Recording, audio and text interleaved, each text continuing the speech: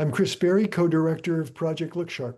On our website, you will find free lessons for integrating student-centered, question-based, curriculum-driven media analysis into the teaching of core knowledge and skills in all subject areas and levels. I'm going to show you a little bit about some of the ways in which you can search the Project LookSharp website. So one of them is keyword search. You could put something like disinformation in for a particular subject area, and these are the broad areas like STEM, like social studies, to a specific grade level, and you can search that. But you can also filter your search by more specific subject areas. So within social studies, by economics, or within arts, music, media, just visual arts, or within STEM, just specifically math, to be able to do that kind of search to find our lessons.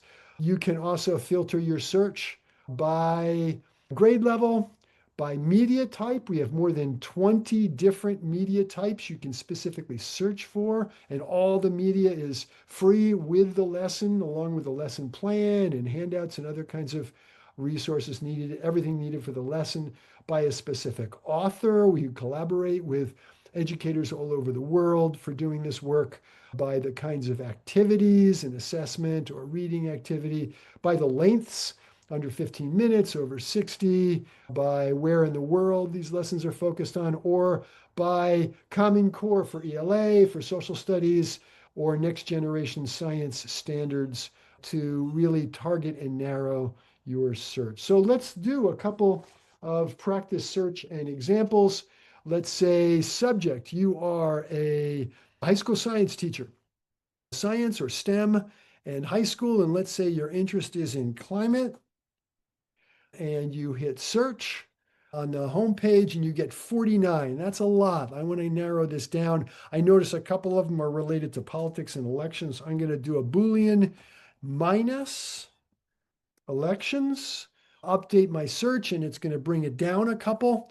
And I'm going to see, you know what? I want something very specifically related to the next gen science standards in global climate change. So I filter that, update my search, and come up with 19 specific lessons there. But you might say, you know what? I actually want it to be related to elections. So I'm going to do plus elections, hit search, and I get two lessons: wind farm site selection, a community debate, and the 2016 presidential election responding to climate change. So how do we target and narrow our search to find out exactly what we or what our colleagues might find useful? Let's say I'm a school librarian. I scroll down to library and information literacy. I'm working with the youngest students, early or lower elementary. I hit search and I come up with 29 lessons on the Project LookSharp website. But I'm really interested in using books. So I'm going to go with media type. I'm going to go with literature. I'm going to scroll down and update my search. And it takes me from 29 to 11 lessons for early elementary for library information literacy that use literature or books. But I wonder whether under authors, I've loved the lesson I used by Sharon Fox about music and decoding. Let's see if Sharon has any lessons related. Oh yeah, she's got two. How do I choose picking the right book for me? What can you tell from a book cover?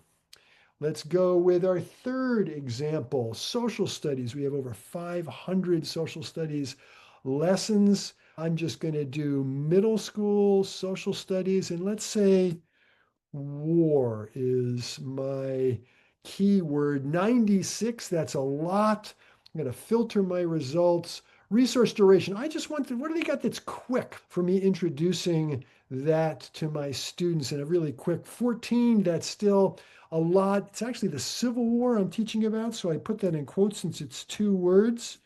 Civil space war, quotation marks, update my search, and I come up with three: veteran statues arguing for freedom, the Gettysburg Address. And my fourth and final example, let's say I am a music teacher. It's my choices: art, music, media arts. Grade level, let's say I'm working upper elementary and middle school.